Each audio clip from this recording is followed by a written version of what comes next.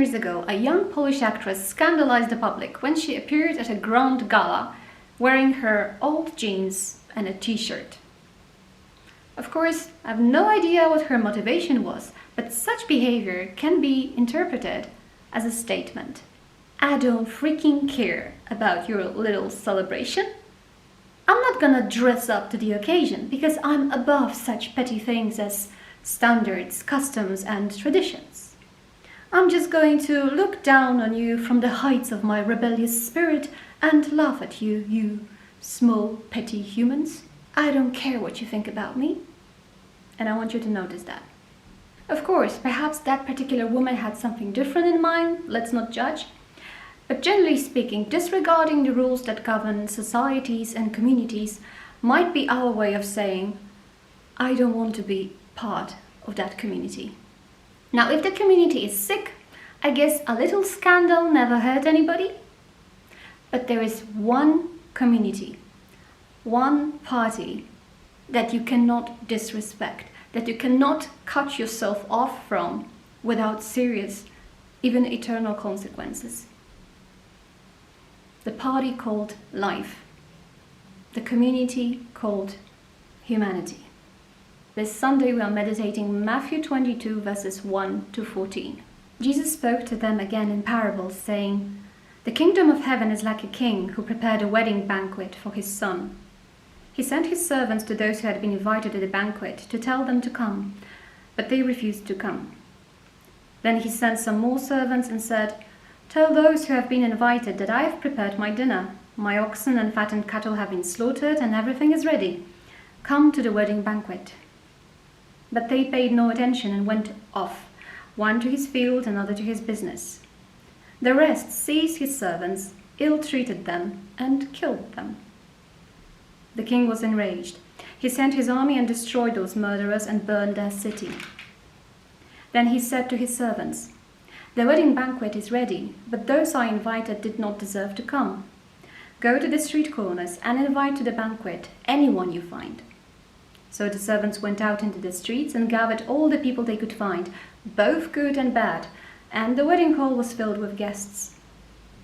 But when the king came in to see the guests, he noticed a man there who was not wearing wedding clothes.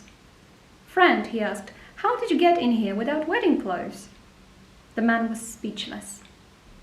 Then the king told the attendants, 'Tie him hand and foot and throw him outside into the darkness, where there will be weeping and gnashing of teeth. For many are invited, but few are chosen.'" First thing that comes to my mind, I hope it crossed your mind as well. I can understand that you might not be in a mood to socialize, but why on earth, for crying out loud, would you kill somebody who invites you to the best party ever? Ridiculous, isn't it? Actually, no. It happens all the time. So many things have been said on the subject of love, but still people do lots of stupid, ridiculous, counterintuitive things just to make sure love never finds them. We may work long hours, play computer games, fantasize, daydream of fantastic ideal love, associate with people who don't really care about us.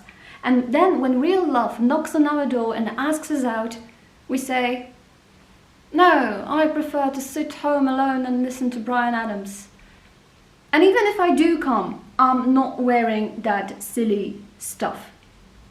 Love." Blech.